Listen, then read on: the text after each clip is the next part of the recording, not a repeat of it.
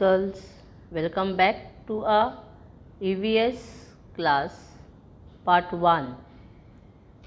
Today we are going to learn a new chapter, chapter 4, Environmental Balance, which is presented by Miss Shilpa Ribello. Look at this picture. In this picture, what things we can see? We find variety of living things. So what are they? They are dogs, rabbits, frogs, cow, bullocks and the land. Fishes swim in water, birds fly in the sky. Have you seen fishes living on land or dogs living in water? No. It means that different types of living things survive in particular area only. We can see polar bear in snowy regions and camels in the desert region. Have you seen camels in the snowy region and polar bear in the desert region? No. So here also it means that variety of living things, plants and animals survive in the specific region only, area only. Why? Because that condition, the climate and the surrounding are suitable for them for their growth. The variety we see in all living things belong to a particular area which is called the biodiversity of that place. So, biodiversity is basically number of different plants and animals which together makes good and healthy atmosphere, good and healthy environment. Biodiversity is divided into two words. Bio means life, diversity means variety. So in short, we can say as biodiversity means variety of life of the earth.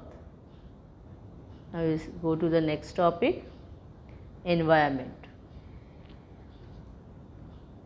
Environment, the surroundings and the conditions in those surroundings which affect the life of the organisms over there are together known as the environment.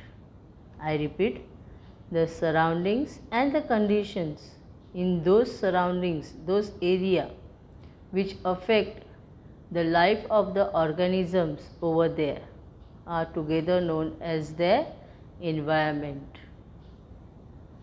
So, environment is basically a nature.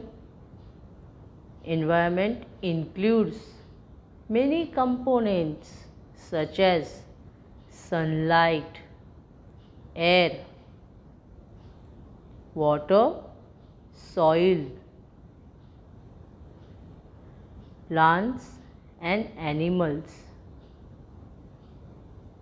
and also living things and non-living things.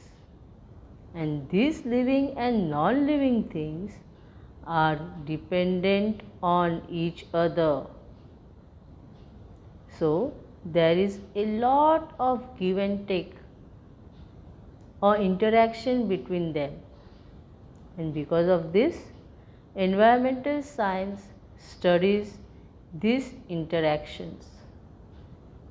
Now we will go to the next topic, food chain. Food chain one living thing is dependent on another living thing for the purpose of feeding. Means one living thing is depending on other living thing for what purpose? For the food. So they are interconnected with each other like a chain. So this relationship is called a food chain. Here there is an example. Plants prepare food with the help of sunlight. Leaves of this plant are nibbled by a caterpillar. Grasshoppers eat these caterpillars. Grasshoppers are eaten by sparrow, and this is called as food chain. That means plants need sunlight, caterpillar needs plants, grasshopper needs caterpillar, and sparrow needs grasshopper. So they are totally dependent on each other for their food. Observe this picture. What you can see in this picture? Yes, it's a chain. One is the good chain and the other one is broken chain. We will see about the good chain. There are several links. If you see in the chain, there are circles. So there are links. There are several links in this chain. And if the link were to separate from each other, can we call them chain? No. So even though each link is a complete object, it is joined to the link before and after it. And if any link becomes loose, then the chain is broken. So observe this picture now. What you can see in this picture? This is a second example of the food chain for you all. That this picture also is depending on each other. Grass is eaten by grasshopper. So grasshopper is eaten by frog. Frog is eaten by snake, and snake is eaten by eagle. So this is a chain, proper chain. But by chance, if there is no grasshopper, so frog can't eat grass. So the chain is broken. So how the chain completes? Grass is eaten by grasshopper. Grasshopper is eaten by frog. Frog is eaten by snake, and snake is eaten by eagle. So they are totally interrelated with each other. So it is known as a food chain. So here different organisms are dependent on each other for their food. So this interdependent for their food is called a food chain. There are different kinds of food chain in the environment. If any of the organism in particular food chain is disturbed, then it affects the environmental balance. So when these different types of food chains are combined together, they form a food web. What they form? They form a food web. It means that one living thing can be part of number of food chains. If you see in the picture, you can notice that they are interrelated with each other. One animal can eat 2 or 3 animals, small animals. So one living thing can be a part of a number of food chain that gives rise to a food web in nature. Now plants.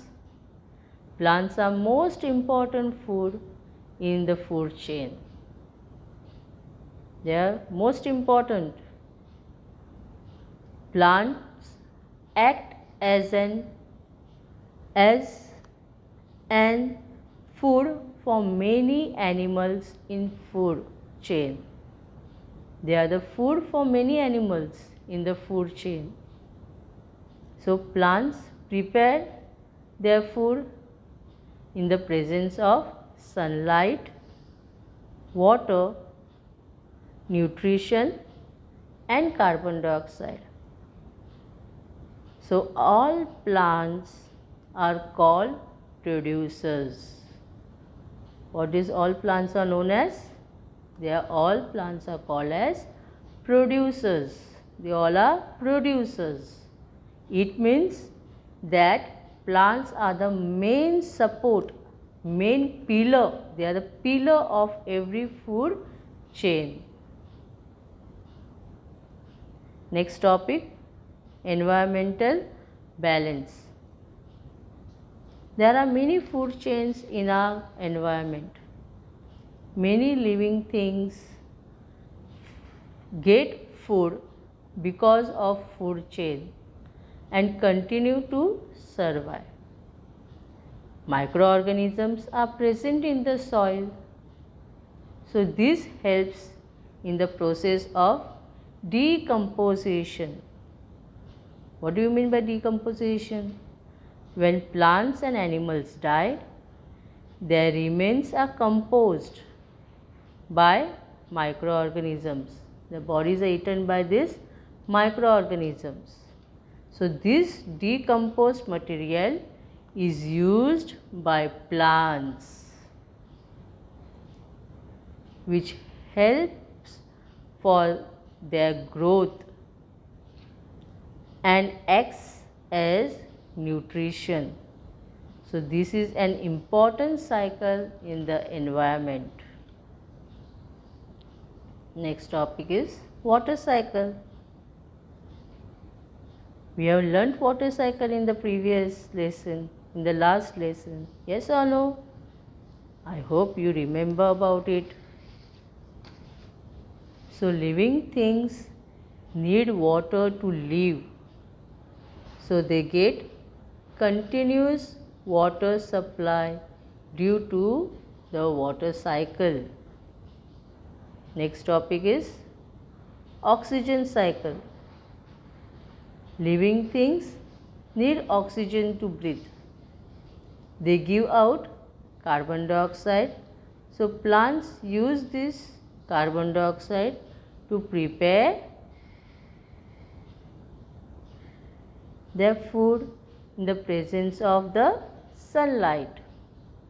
So plants give out oxygen and this oxygen is taken inside by the living things. So oxygen helps living things for breathing or to live. So like water cycle and oxygen cycle, we have natural cycles in environment. If any of these cycles is disturbed, it affects our environment. So if different cycles and food chains in the environment go on uninterrupted, means not stopped or not blocked by anything, then only our environmental balance gets maintained. Here we can see giraffe eating the leaves. So this is also a type of nature cycle. It can be called as oxygen cycle also.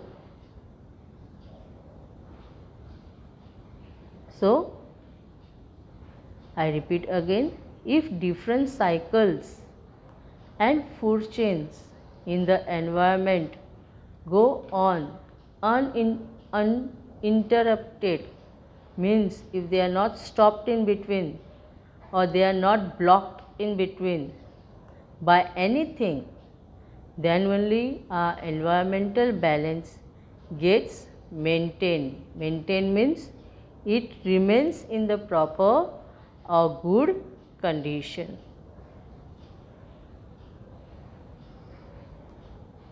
I hope, girls, you all have understood this lesson very well. This is the assignment which you are going to do it by the help of the presentation or by the help of your textbook.